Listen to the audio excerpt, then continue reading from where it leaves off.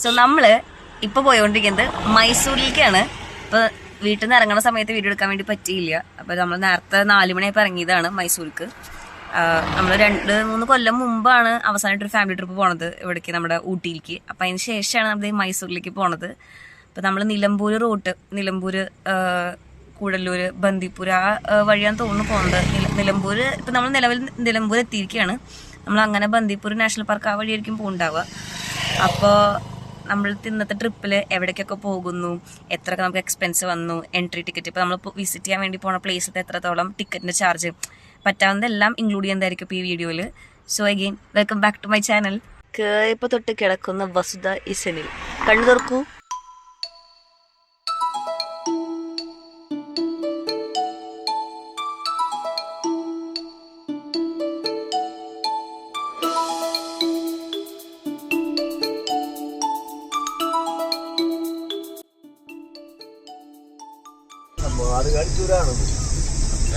ചുരം തമിഴ്നാട്, മൈസൂർ, കർണാടക, കേരളത്തിലേക്ക് ഒരു ബൗണ്ടറിയാണ് സംഭവം. 3 ബൗണ്ടറിയാണ്.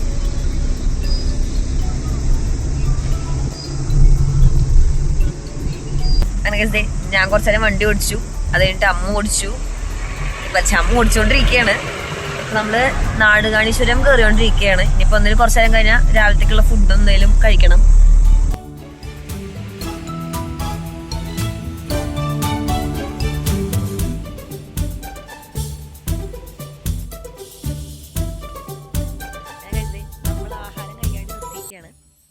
നമ്മളതിനെ ഫുഡ് കഴിക്കാൻ വേണ്ടിയിട്ട് ചുരം കയറിക്കൊണ്ടിരിക്കുകയായിരുന്നു. അപ്പോൾ ഫുഡൊന്നും കഴിക്കാൻ വെച്ച സമയം 8 മണി കഴിഞ്ഞ്. അപ്പോൾ ഫുഡ് കഴിക്കാൻ വിചാരിച്ചു. ഫുഡൊക്കെ നമ്മൾ നേരത്തെ കൂട്ടി ഇഡ്ഡലി ഇതൊക്കെ വീട്ടിൽ നിന്ന് ഓൾറെഡി കൊണ്ടുണ്ട്. അപ്പോൾ മോർണിംഗിലേക്കുള്ള ഫുഡ് നമ്മൾ ഓൾറെഡി കൊണ്ടിട്ടുണ്ടായിരുന്നു. അപ്പോൾ ഞാൻ വലിയ കുഴപ്പമില്ല. അപ്പോൾ അതേ അച്ഛൻ ഒന്ന് ഇവിടെ പോയിട്ടാന്ന് പറഞ്ഞു. എന്ത്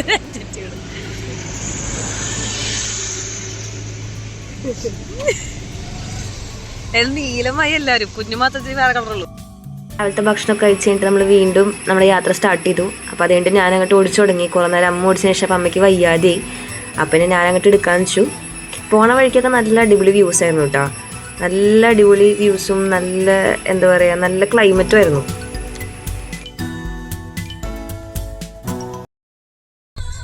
നമ്മൾ മുതുമലൈ ടൈഗർ റിസർവ് എത്തിയിരിക്കുകയാണ്.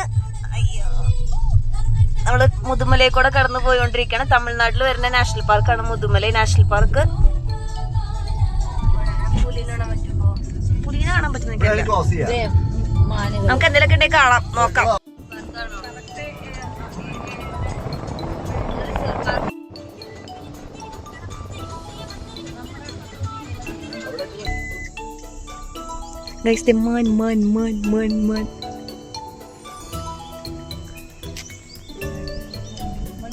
വണ്ടിയുണ്ട്.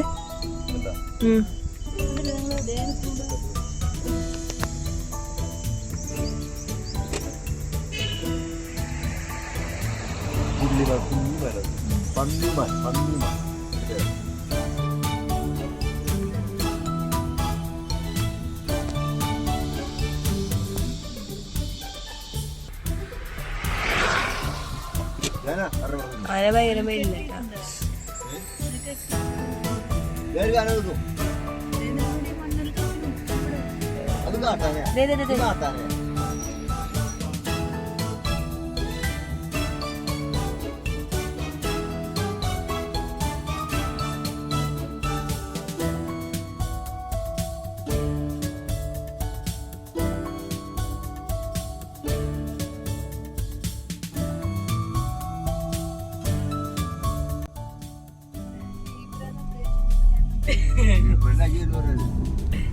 സീബ്രയ്ക്കും ലിപ്പ് ജീവപ്പെടുന്നുണ്ട്. മനസ്സിൽ വേറൊന്നും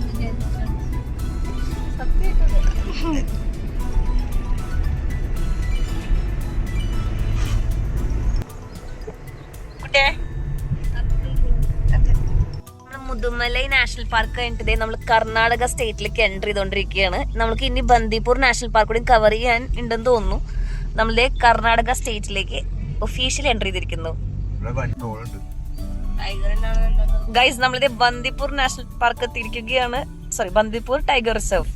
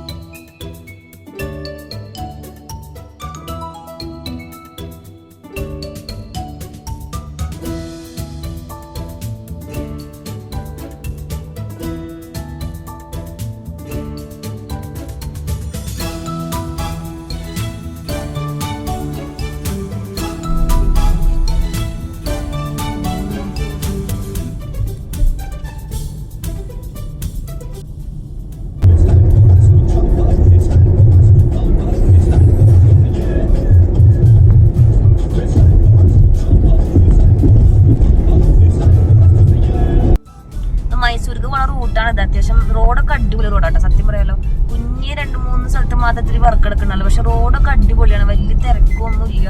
ഇന്ന് ഗുഡ് ഫ്രൈഡേ ആയതുകൊണ്ടാണോ തിരക്കില്ലാത്തെന്ന് അറിയില്ല, പക്ഷെ റോഡൊക്കെ അടിപൊളിയാട്ടോ. നമുക്ക് ഇനിയിപ്പോ മൈസൂർ എത്താനായിട്ട് ഇപ്പൊ സമയം 11:30 ആവാറായിട്ടുണ്ട്. നമുക്ക് അരമണിക്കൂർ എടുക്കുമെന്ന് പ്രതീക്ഷിക്കുന്നു. 12 മണി ആകും എന്നാണ് പ്രതീക്ഷ. അത് കഴിഞ്ഞൊന്ന് ഫ്രഷ് ആയിട്ട് ബാക്കിയുള്ള സ്ഥലങ്ങളിലേക്ക് പോവാമെന്ന് വിചാരിക്കുന്നു.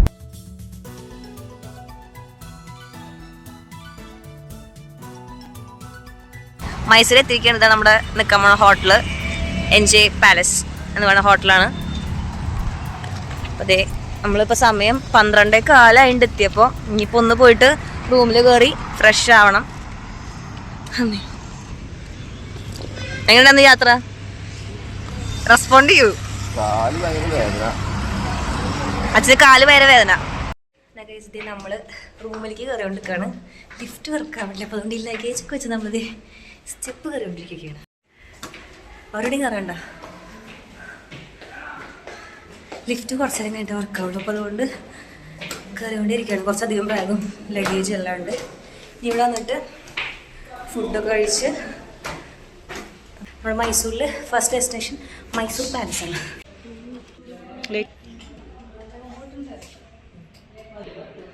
അപ്പോൾ ഇതാണ് നമ്മുടെ റൂം. നമ്മൾ ഡബിൾ ബെഡുള്ള റൂമാണ് പറഞ്ഞത്.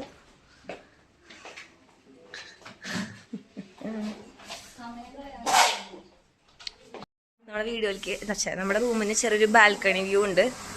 പക്ഷെ ഇവിടെ ഉണ്ട് കേട്ടോ, അടിപൊളി കൊള്ളാം. അപ്പോൾ നമ്മൾ ഇനി ഇവിടുന്ന് ഫ്രഷായി ഫുഡ് കഴിച്ചിട്ട് ആദ്യം പോണത് മൈസൂർ പാലസിലേക്കായിരിക്കും. അവിടെ നിന്നാണ് പിന്നെ ബാക്കിയുള്ള സ്ഥലങ്ങളിലേക്ക് പോവുക. ഇപ്പോൾ ഈവനിങ് ആകുമ്പോഴേക്കും 3-4 ലൊക്കേഷൻ എന്നാണ് ഇപ്പം നിലവിൽ വിചാരിച്ചിട്ടുള്ളത്. നോക്കി നോക്കാം. അപ്പം നമ്മൾ നിൽക്കുന്ന ഹോട്ടലിൽ തന്നെ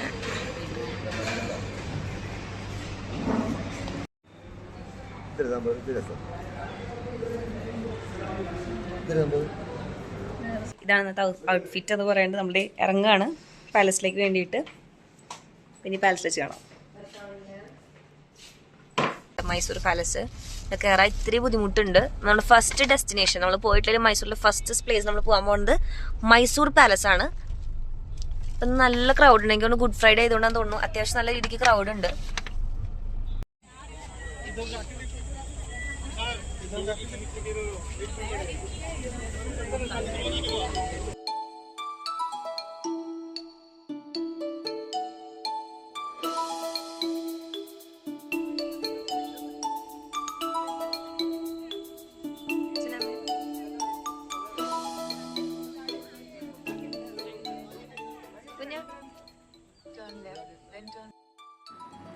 ഇന്ന് കാണുന്ന മൈസൂർ കൊട്ടാരം 1912 നിർമ്മാണം പൂർത്തിയായത്.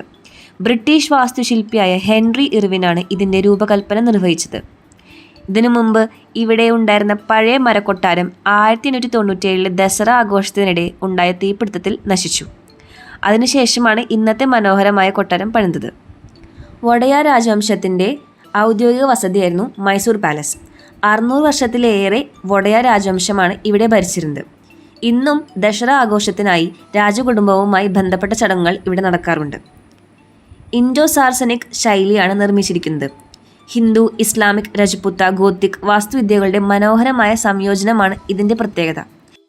ഉയർന്ന ഗോപുരങ്ങളും വിശാലമായ കമാനങ്ങളും കൊട്ടാരത്തിൻ്റെ രാജകീയ ഭംഗി നൽകുന്നു. കൊട്ടാരത്തിനുള്ളിലേക്ക് കടക്കുമ്പോൾ ആദ്യം ശ്രദ്ധയിൽപ്പെടുന്നത് അതിൻ്റെ മനോഹരമായ അലങ്കാരങ്ങളാണ്. നിറമുള്ള ഗ്ലാസ് സീലിംഗുകൾ, ഇറ്റലിയിൽ നിന്ന് കൊണ്ടുവന്ന മാർബിൾ നിലങ്ങൾ, മനോഹരമായ മൊസൈക്ക് ഡിസൈനുകൾ, ഭീമകാരമായ തൂക്കുവിളക്കുകൾ, തേക്ക് മരത്തിൽ കൊത്തിയെടുത്ത വാതിലുകൾ എന്നിവ ഓരോ ഭാഗത്തെയും അതിമനോഹരമാക്കുന്നു. കൊട്ടാരത്തിലെ മറ്റൊരു പ്രധാന ഭാഗമാണ് കല്യാൺ മണ്ഡപം. രാജകുടുംബത്തിലെ വിവാഹങ്ങളും പ്രധാന ചടങ്ങുകളും ഇവിടെ നടന്നിരുന്നു.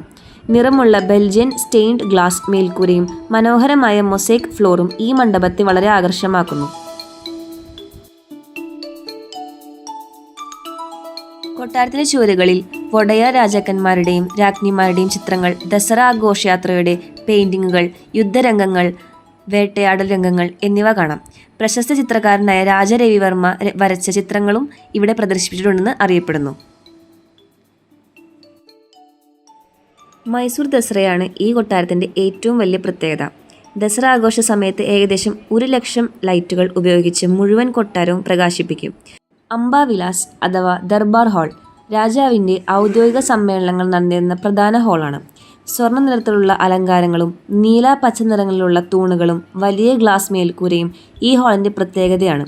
ഇവിടെ നിന്നാണ് രാജാവ് ജനങ്ങളെയും ഉദ്യോഗസ്ഥരെയും അഭിസംബോധന ചെയ്തിരുന്നത്.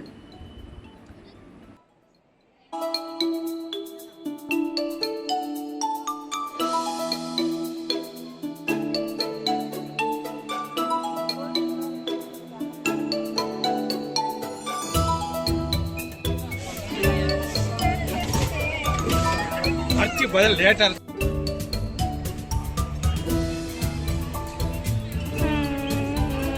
लाइटिंग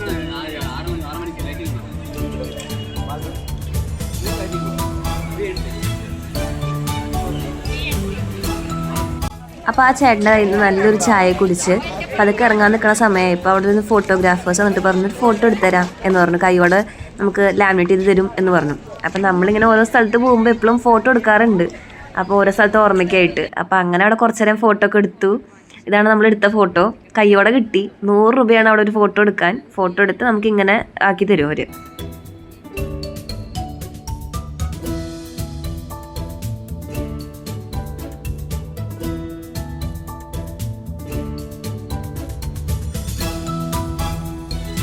കഴിഞ്ഞിട്ട് ഇപ്പം നമ്മളിത് ഫിലോമിന ചർച്ചിലേക്ക് പോയിക്കൊണ്ടിരിക്കുകയാണ്. നമ്മൾ കാർ എടുത്തില്ല, പകരം ഒരു ഓട്ടോ വിളിക്കുക ചെയ്തത്. ഫിലോമിന ചർച്ചിലേക്ക് തൊട്ടടുത്താണ് മൈസൂർ പാലസിൽ നിന്ന് ഒരു 2 കിലോമീറ്റേഴ്സേ ഉള്ളൂ.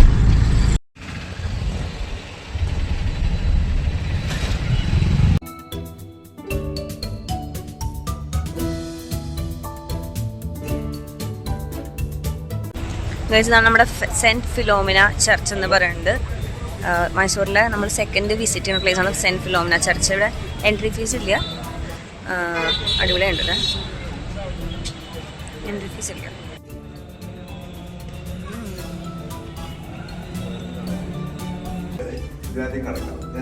ഓരോ റാക്കുകളാണ്. ഇതൊരു റാക്ക്, ഇതൊരു റാക്ക്, ഇതൊരു റാക്ക്. ഇതിനകത്ത് ഡെഡ് ബോഡി വെച്ചിരിക്കുകയാണ്. ആ വ്യക്തിയുടെ പേരാണ്, ആ ഡെഡ് ബോഡിയുടെ പേരാണ്. പക്ഷേ കുറെ പേരുണ്ടല്ലോ. ഒരു ഡെഡ് ബോഡി ഈ റാക്കിനകത്ത്, ഒരു ഡെഡ് ബോഡി ഈ റാക്കിനകത്ത്, ആ റാക്കിനകത്ത് രീതിയിലുള്ള അവരുടെ പേരിട്ട് ഇതാണ് ഫാദർമാരുടെ ആണോ? ഫാദർമാരുടെ കുടുംബത്തിലോട്ട് ഈ സമയത്തുള്ള നമ്മുടെ ഫിലോമിന ചർച്ചിന്റെ അടിയിലുള്ള സെമിത്തേരിയാണ്, അണ്ടർഗ്രൗണ്ടിലുള്ള സെമിത്തേരിയാണ്.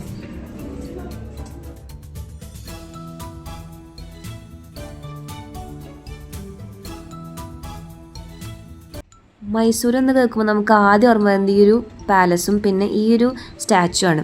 ഈ സ്റ്റാച്ചു എന്ന് പറയുന്നത് മഹാരാജാവ് ചാമരാജ വോഡയാർ 10ാമൻ്റെ പ്രതിമയാണ്. മൈസൂർ പാലസിൻ്റെ വടക്കൻ കവാടത്തിന് മുന്നിലാണ് ഈ മനോഹരമായ പ്രതിമ ഉള്ളത്.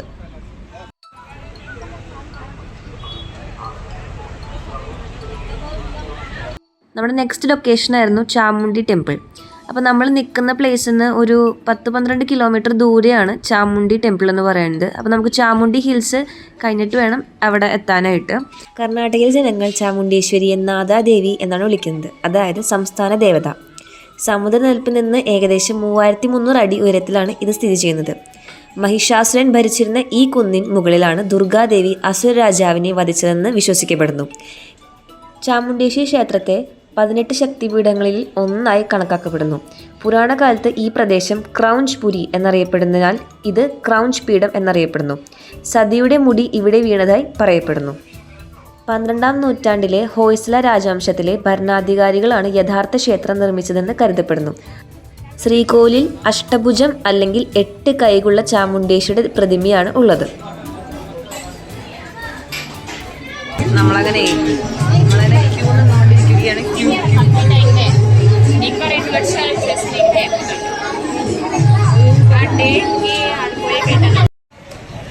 നമ്മള് അമ്പലം തൊഴുത് ഇറങ്ങിയിരിക്കുകയാണ്. അവിടെ ചാമുണ്ഡി ക്ഷേത്രം തൊഴുത് ഇറങ്ങിയിരിക്കുകയാണ്. നമ്മൾ 6 മണിക്ക് കയറിയതാണ് അമ്പലത്തിൽ ക്യൂ നിൽക്കാനായിട്ട്. ഇത്ര നേരം കഴിഞ്ഞിട്ട് ഇപ്പോഴാണ് ഇറങ്ങുന്നത്. നമുക്ക് തിരിച്ചു റൂമിലേക്ക് പോകണം. അപ്പോൾ എന്തെങ്കിലും ഐസ്ക്രീം എന്തെങ്കിലും വാങ്ങിക്കാൻ വേണ്ടി വന്നേക്കാണ്. കുറേ നേരം അവിടെ ക്യൂ നിൽക്കണം.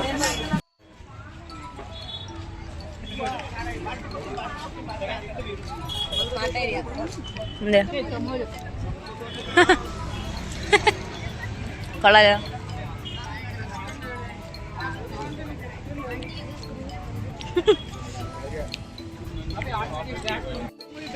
വൈഷ്ണം